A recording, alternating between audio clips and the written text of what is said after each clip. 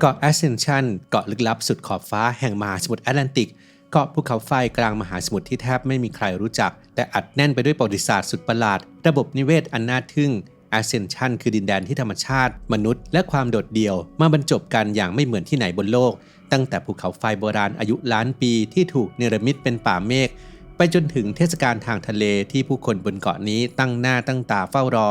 นี่คือเรื่องราวของเกาะที่ซ่อนความน่าประหลาดใจไว้ในทุกตารางเมตรไปติดตามกันครับ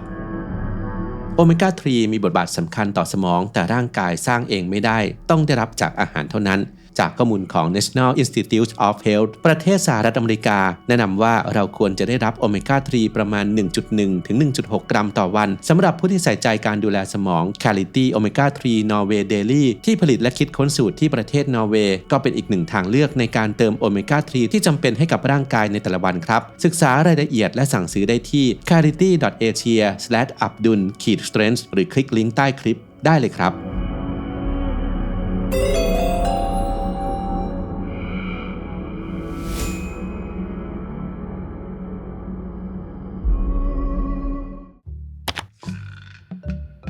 เกาะ Ascension ดินแดนพ้นทะเลของสหรัฐอาณาจักรตั้งอยู่กลางมหาสมุทรแอตแลนติกใต้และถือเป็นหนึ่งในเกาะที่โดดเดี่ยวที่สุดของภูมิภาคเกาะนี้ตั้งอยู่บนภูเขาไฟขนาดกลางที่ปะทุเมื่อราว1 ล้านปีก่อนก่อรูปเป็นพื้นที่ประมาณ88ตารางกิโลเมตรระดับลงเมื่อราว500ปีก่อนแม้อาจจะยังมีกิจกรรมคงเหลือในแนวภูเขาไฟใต้น้ำพื้นเกาะประกอบไปด้วยปล่องภูเขาไฟและกรวยเท่ากว่า44แห่งรายล้อมด้วยทะเลทรายหินลาวาและเนินเท่าที่แห้งแล้งพื้นที่ส่วนใหญ่เป็นภูมิประเทศแบบขรุขระทั้งเนินเท่าหินลาวาและหุบเขาจุดสูงสุดของเกาะคือยอดเขากรีนมัลเทนสูง859เมตรมีแหล่งน้ำธรรมชาติสำคัญซึ่งเคยเป็นสถานีเติมน้ำจืดและอาหารให้เรือที่ล่องผ่านมหาสมุทรแอตแลนติกปัจจุบันยังเป็นแหล่งน้ำสำหรับเกษตรแบบยังชีพและการอุปโภคบริโภคบนเกาะซึ่งเสริมด้วยโรงกลั่นน้ำทะเลใช้ปลูกผักผลไม้และพืชผลบนพื้นที่สูงโครงสร้างทางธรรมชาติของยอดเขาแห่งนี้ทำหน้าที่หล่อเลี้ยงชีวิตทั้งหมดบนเกาะภูเขาไฟที่ห่างไกลอย่างยิ่งแห่งนี้ความโดดเดี่ยวของเกาะเห็นได้ชัดจากระยะทางจากแผ่นดินใหญ่ห่างจากชายฝั่งแอฟริกาทางตะวันตกประมาณ 1,540 กิโลเมตรจากบราซิลตะวันออกประมาณ 2,300 กิโลเมตรห่างจากเกาะทริสตันดากุนยาไปทางเหนือถึง 3,700 กิโลเมตรและจากเกาะเซนต์เฮเลนาทางตะวันออกเฉียงใต้ราว 1,300 กิโลเมตรทะเลกว้างโอบล้อมทั่วทุกด้านเรือสินค้าและเรือโดยสารทั่วไปแทบจะไม่แวะเวียนชาวเกาะจึงพึ่งพาการเดินทางโดยเครื่องบินจาก Wide Awake Airfield ที่เคยมีรันเวย์ที่ยาวที่สุดในโลกแห่งหนึ่งซึ่งออกแบบมาเพื่อรองรับการลงจอดฉุกเฉินของกระสวยอวกาศของ NASA และเรือบรรทุกสินค้าซึ่งมาเพียงครั้งคราวสนามบินแห่งนี้รองรับเที่ยวบินจากสหรัฐอาณาจักรและสหรัฐแต่มีความไม่สม่ำเสมอสำหรับพลเรือนทำให้การเดินทางเข้าออกเกาะยังเป็นเรื่องยากลำบากอย่างมากและด้วยความห่างไกลทำให้ค่าขนส่งทางเรือมีราคาแพงมากตัวอย่างชัดเจนคือโครงการรีไซเคิลกระป๋องอลูมิเนียมที่ต้องรอคอยนานหลายปีกว่าจะเกิดความร่วมมือระหว่างองค์กรต่างๆบนเกาะภายใต้แนวคิด One Island จากการทำงานแยกกันมาเป็นการรวมพลังของทุกหน่วยงานเพื่อดูแลเกาะอันโดดเดี่ยวแห่งนี้จนสามารถรวมกระป๋องอัดก้อนน้ำหนัก 4.8 ตันส่งกลับไปรีไซเคิลที่สหรัฐอาณาจักรได้สำเร็จเพราะหากต้องส่งออกโดยหน่วยงานใดหน่วยงานหนึ่งเพียงลำพังค่าใช้จ่ายจะสูงเกินรับไหว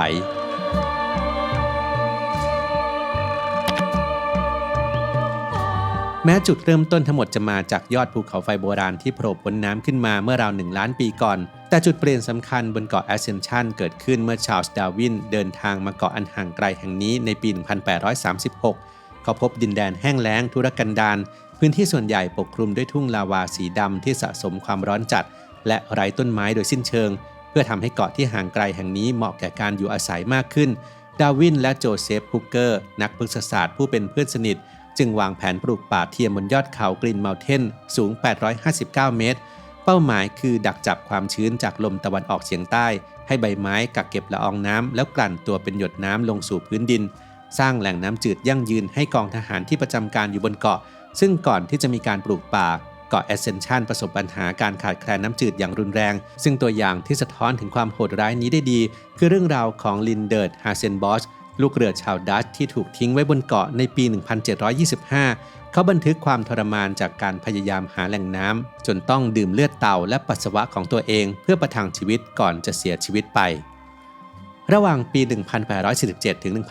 1850 เรือหลายลำขนส่งต้นไม้และพืชพันธุ์จากสวนพฤกษศาสตร์ในอเมริกาและแอฟริการวมถึงดินสำหรับปลูกผักและหญ้าเพื่อสร้างทุ่งเลี้ยงสัตว์ภายในเวลาเพียงไม่กี่สิบปียอดเขาที่เคยแห้งแล้งได้เปลี่ยนเป็นป่าเมฆเขตร้อนเขียวชอุ่มและปัจจุบันปกคลุมด้วยต้นไทรยักษ์ไม้ไผ่ขิงและฝรั่งจนก่อเกิดระบบนิเวศใหม่แทนที่ความว่างเปล่าเดิมใต้ผิวน้ำของ Ascension เป็นระบบนิเวศที่อุดมสมบูรณ์อย่างยิ่งนักวิทยาศาสตร์พบสิ่งมีชีวิตหลายชนิดที่ไม่สามารถพบได้ที่ไหนในโลกบริเวณภูเขาใต้ทะเลเช่นมีการค้นพบฉลามถึง7สายพันธุ์รวมถึงฉลามซิกกิลที่พบได้ยากมากในบริเวณนี้บนบกก็มีความสำเร็จสำคัญเมื่อพบนกบุ๊บบี้ตีนแดงที่กลับมาทำรังบนเกาะหลักเป็นครั้งแรกในหลาย10ปีหลังการกำจัดแมวจรจัดได้สำเร็จในปี 2002 ซึ่งได้รับการยกย่องว่าเป็นหนึ่งในความสำเร็จด้านการอนุรักษ์ที่ยิ่งใหญ่ของยุคปัจจุบันอีกทั้งเกาะ Ascension ถูกขนานนามว่าเป็นหนึ่งในแหล่งวางไข่ที่สำคัญที่สุดในโลกสำหรับเต่าตะหนุซึ่งจำนวนของพวกมันเพิ่มขึ้นมากหลังการห้ามล่าในปี 1930 หลังจากที่ในอดีตเคยถูกล่าอย่างหนักเพื่อนำไปทำเป็นซุปโดยกะลาสีจะจับเต่าหงายท้องไว้บนเรือให้มันมีชีวิตอยู่ได้นานหลายสัปดาห์ก่อนถูกปรุงอาหารปัจจุบันมีกฎหมายคุ้มครองเข้มงวดห้ามรบกวนเต่าหรือไข่เต่าโดยเด็ดขาดรวมถึงข้อบังคับเรื่องการใช้แสงไฟริมหาดที่ต้องใช้เพียงไฟฉายแสงสีแดงห้ามปล่อยสุนัขให้วิ่งอิสระระหว่างพระอาทิตย์ตกถึงพระอาทิตย์ขึ้นห้ามใช้แฟลชและห้ามขับรถหรือทำกิจกรรมรบกวนแนวชายฝั่งของเกาะในช่วงฤดูวางไข่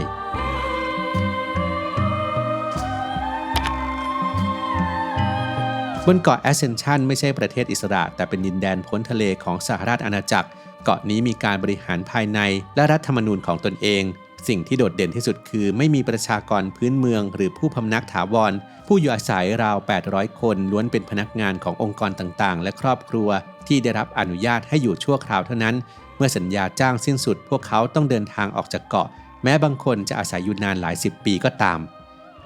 ผู้อยู่อาศัยทำงานให้หน่วยงานสำคัญทั้งในด้านทหารสื่อสารและอวกาศเช่นกองทัพอากาศสหรัฐที่ดูแลสนามบินไวอเวกกองทัพอากาศอังกฤษใช้เกาะนี้เป็นจุดแวะพักเติมน้ำมันสำคัญระหว่างการบินไปฟล็อกแลนด์ด้านการศึกษาเกาะยังมีสถานีรีเลย์ของ BBC เพื่อทำหน้าที่ส่งสัญญาณรายการภาคภาษาต่างประเทศไปยังทวีปแอฟริกาและอเมริกาใต้และสถานีติดตามขององค์กรอวกาศยุโรปนอกจากนี้ในอดีตเกาะนี้นั้นเคยมีสถานีติดตามของ NASA ในโครงการอพอลโลทำให้ Ascension เป็นทรัพย์สินเชิงยุทธศาสตร์สำคัญการไม่มีสิทธิพำนักถาวรจึงช่วยให้รัฐสามารถควบคุมจำนวนและประเภทประชากรให้สอดคล้องกับภารกิจด้านความมั่นคงได้ง่ายอีกทั้งลดความซับซ้อนด้านสวัสดิการและการบริหารที่ต้องรองรับประชากรถาวรการใช้ชีวิตบนเกาะเล็กที่มีแต่หน้าคนเดิมๆทำให้ความยืดหยุ่นและการปรับตัวเป็นเรื่องจำเป็นชุมชนมีความปลอดภัยสูงไม่มีรถติดและผู้คนทักทายกันด้วยการโบกมือผู้อยู่อาศัยนิยมทำกิจกรรมกลางแจ้งเช่นตกปลาเดินป่าดำน้ำและร่วมเป็นอาสาสมัครในงานอนุรักษ์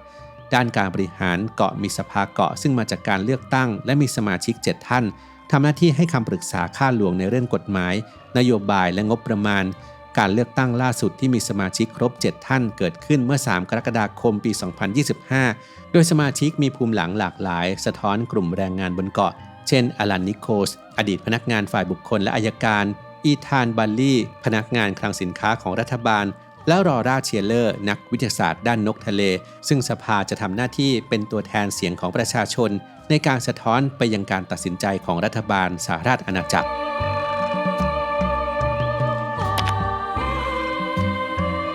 เทศกาลทางทะเลคือเหตุการณ์ประจำปีที่เชื่อมความสัมพันธ์ของชุมชนเล็กๆราว800คนและเป็นการเฉลิมฉลองระบบนิเวศทางทะเลของเกาะกิจกรรมเด่นคือการแข่งขันตกปลาประจำปีที่จัดบริเวณท่าเรือจอร์จทาวน์ทั้งแบบตกปลาจากโขดหินและการออกเรือในปี 2023 มีปลาทูน่าครีบเหลืองหนัก63กิโลกรัมถูกจับได้ส่วนปี 2024 มีผู้เข้าร่วม32คนทั้ง2ประเภทโดยมีปลาที่น่าสนใจเช่นปลาไหลมอเร่ลายจุดหนัก6กิโลกรัมและปลาที่ใหญ่ที่สุดคือปลาวาฮูหนัก50กิโลกรัมนอกจากนี้ยังมีการจับปลาชนิดอื่นเช่นปลาไหลและนอกจากการตกปลาแล้วก็ยังมีประกวดทักษะและความคิดสร้างสรรค์เช่นการแข่งขันวิ่งวิบากการแข่งขันเหวี่ยงเบ็ดและการประกวดเขียนช็อคธีมการจัดงานเทศกาลทางทะเลในแต่ละปีมีความสำคัญอย่างยิ่งในการเป็นแกนกลางเพื่อกำหนดทิศทางของการสื่อสารและกิจกรรมที่เกิดขึ้นบนเกาะ ซึ่งไม่ได้เป็นเพียงแค่การรื่นเริงแต่มีเป้าหมายเชิงลึกในการสร้างความสามัคคีของผู้คนบนเกาะธีมในแต่ละปีมักจะเชื่อมโยงกับโครงการวิจัยหรือเหตุการณ์สำคัญที่เกิดขึ้นบนเกาะเช่นทีม Deep Sea ในปี 2023 จัดขึ้นเพื่อต่อยอดความรู้ของการสำรวจจากเรือวิจัย RRS Discovery ที่ได้ออกปฏิบัติการภารกิจสำรวจพื้นที่ทางทะเลของทั้งเกาะ Ascension และเกาะเซนต์เฮเลนาทำให้คนบนเกาะได้เห็นภาพโลกใต้ทะเลลึกที่มนุษย์แทบไม่เคยเห็นผ่านสารคดี The Voyage of Discovery ที่นำมาเปิดตัวในงานเทศกาลนี้ช่วยให้ชุมชนเล็กๆบนเกาะได้ทำกิจกรรมร่วมกันลดความเหงาและความโดดเดี่ยวจากสภาพแวดล้อมที่จำกัดพร้อมทั้งสร้างความผูกพันต่อเกาะและจิตสำนึกรักธรรมชาติทางทะเลแม้ในวันหนึ่งทุกคนจะต้องเดินทางกลับแผ่นดินใหญ่ก็ตาม